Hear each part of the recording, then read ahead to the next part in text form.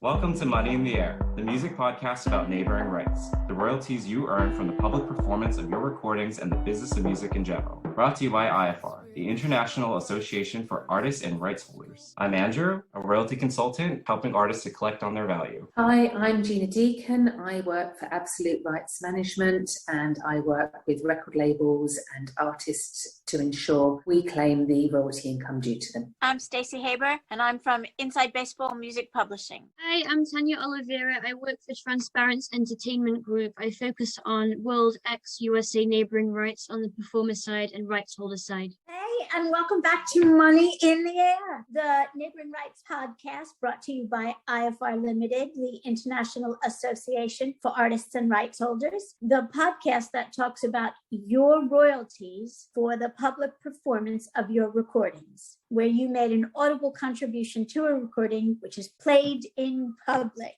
With me, as always, is Gina from Absolute and Tanya from Transparence. Hello, girls. Hi. Hey, Stacey. Hey, Gina. Good to be back with all three of us.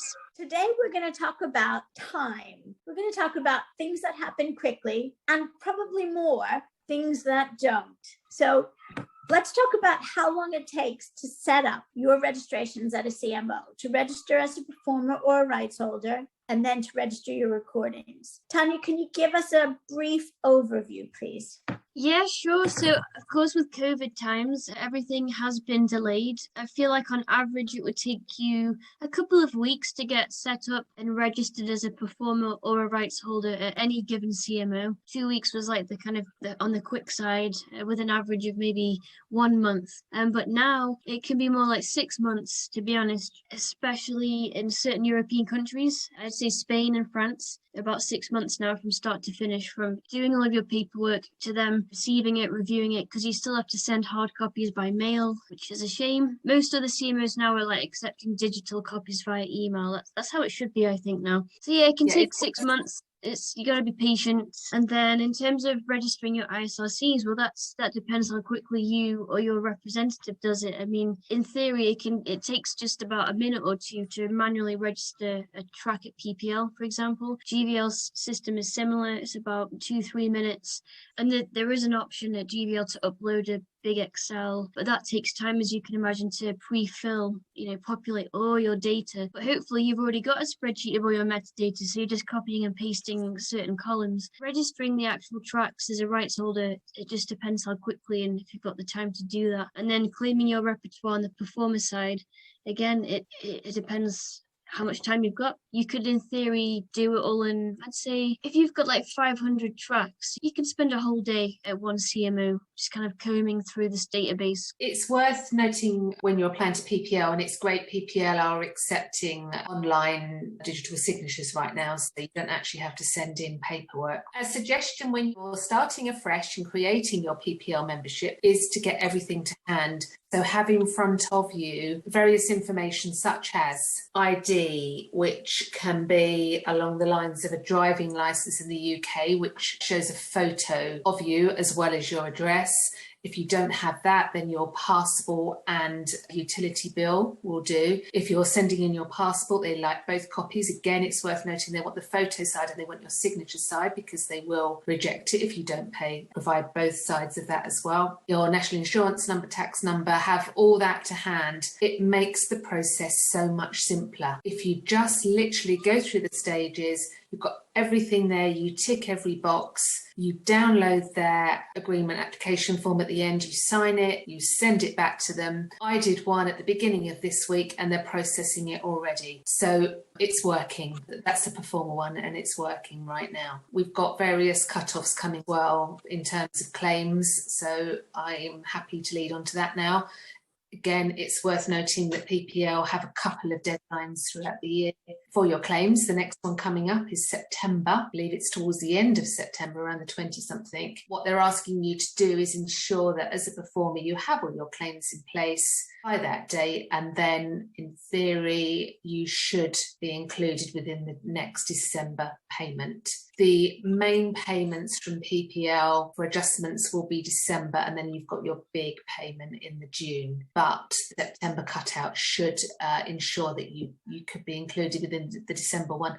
The one thing to look out for if you're putting a claim in is those evidence requests from PPL. You can't just make a claim on a track and expect PPL just to process it and accept that you are a main artist or another featured artist. If the track has received sufficient usage, they may well come back to you. So watch out for that email popping into your inbox and just supply some evidence back to them. What kind of evidence? If you're the named artist and you're claiming it, what kind of evidence do you submit? Well, there we are. If you're the named artist, you shouldn't need to submit evidence. However, occasionally we'll ask you for evidence. So I usually go on to sites such as Spotify, anything online. Discogs may also quote your details as well. So just grab a link to that, save it in a document and attach it to the particular claims page for your account and return it back. And that should be in order. They'll soon let you know if it isn't, but yeah,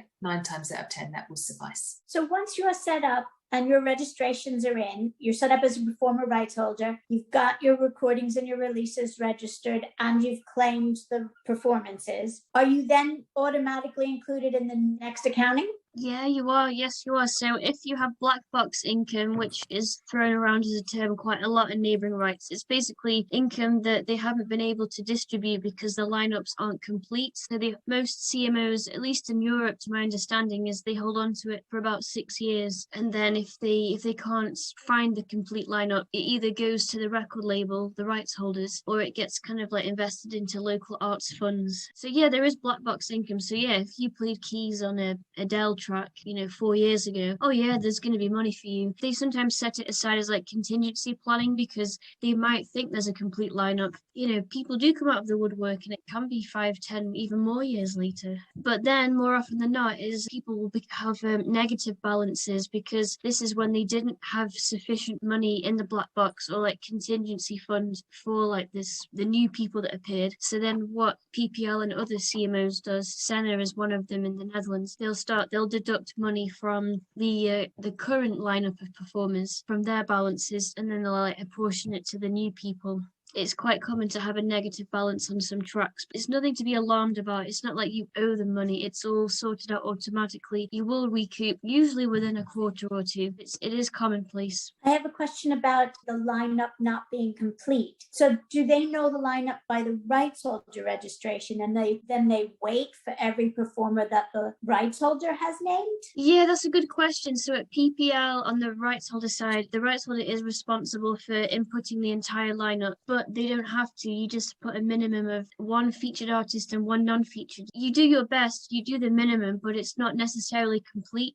So that's why PPL still need to ask for evidence when, someone's like, I played the banjo or I was the backing vocalist, because they'll look at it and be like, the rights holder just put the featured artists. So that's why they ask for evidence, basically. And what if there are no non-featured artists? What if everybody entitled is just the contracted featured performer, like the band? That's okay? It's probably worth advising PPL when you do register your claim that everybody is a main artist, a contracted featured artist, because they kind of do an auto calculation process where they want a certain number of main artists and a certain number of featured artists. So they could invalidate your recording, which way you to actually confirm to them that the stats that you provided to them are correct. You won't lose out any money providing that you tell them that information. So once you've registered a recording, my suggestion is that you just go back and check a week or 2 after you've registered it. If there's a big red cross next to your recording, then your recording is on hold and you won't receive any royalty income as a rights holder until you notify them and say you've been given the correct number of artists and there's nothing more. It won't affect the performers. They will still continue to receive share of their royalty income, but it will affect you as the rights holder. So what about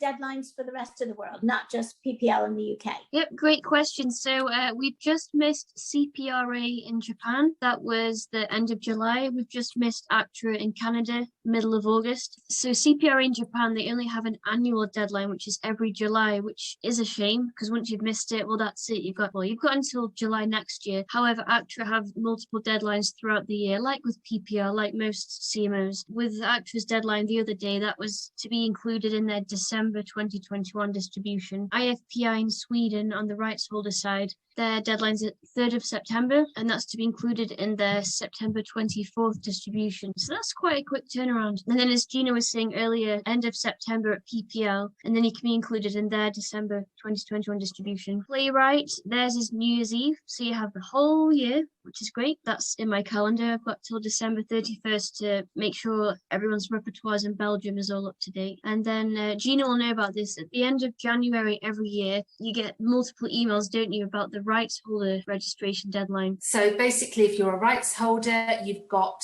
until the end of the year to register your repertoire. Otherwise, you lose out on the royalty income for that whole year. However, it's not actually a true year. So we say the end of the year, but they do give you a little bit of grace, and they will extend it until the end of January. My advice always is, if you have a release out, register it at the time of the release. Don't leave them until the end of the year. If it's registered and it's on the PPL database, then it's there for usage and you're there and you can check it's valid. And if you haven't included your performers on the recording, then it's there for them to go and add in their claims. They haven't got to keep continuously checking back for you to register it at the end of the year. Tick that box. Release a record, register it at the time, but bear in mind, if you miss it, you've got until the end of January the following year, 31st of January, the year after release. If you wait till the 1st of February, you're going to forego that year's worth of income, should there have been any usage. That's great. Thank you, Gina. That's great advice. Is there anything else time-wise that everyone needs to be aware of? I think it's just worth knowing the distribution dates, because that's the important thing, right? When will you get your royalties? Most CMOs pay quarterly. So, for example, it's, end of March, end of June, end of September, end of December at PPL. And then it's quite similar at ACTRA and Senna and GVL. I mean, some of them are quite sporadic. Some just pay once a year. So I know Japan, they pay once a year, which is middle of December. Just if you are affiliated with multiple CMOs, and usually this information is available on their portal, on their website, or you can email your contact there and just have a schedule, because it's just worth knowing. Then you can plan things financially. But December is quite a busy month, I've noticed from experience. You get lots of payments in December. Germany's December, isn't it, as well, I believe, which is usually an interesting payment and one worth looking out for. Sound exchanges every month. So yeah, every month Sound Exchange pay. Thank you. That was really informative and very useful, because it's all about the money, isn't it? Remember, go to www.iafar.co.uk. If you're not a member, join us. If you are a member, all this information will be there on the website in case you didn't take notes today. Thanks for listening. We'll see you next week. Bye.